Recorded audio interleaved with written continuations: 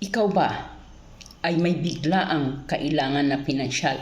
Yun bang hindi mo sadya or hindi mo namamalayan na kailangan emergency na kailangan mo ng pera sa araw na ito?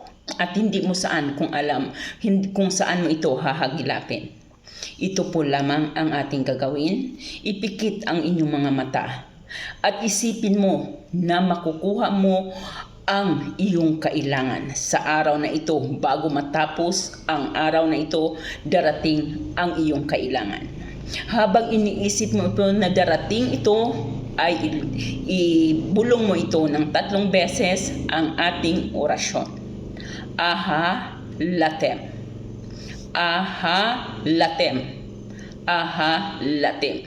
Habang iniisip mo na talagang ang kailangan mo ay darating sa iyo, maniwala ka. Kapag ikaw naman ay nagbibinta ng sasakyan, bahay, lupa at kotse, bago ka makipagtransaksyon sa iyong kikitain, ay ibulong mo muna ito ng 3 beses at maniwala ka na makuha mo ang iyong kailangan or mabenta mo ang kailangan mong ibenta. Aha, latem. Aha, latem. Aha, latem ng 3 beses.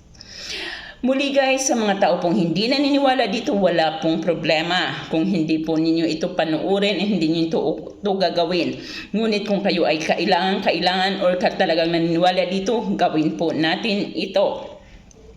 Marami na namang magtatanong dyan. Sasabihin na naman siguro, ikaw di dapat ang yaman-yaman mo na. Guys, hindi po ako mayaman. Hindi po ako mayaman, pero nabibili ko yung mga kailangan ko.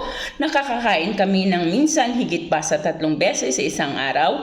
At kahit papaano ay may mga luho din tayo na minsan is na tutugan na din natin. Hindi man mayaman, pero nabibili yung mga pangangailangan.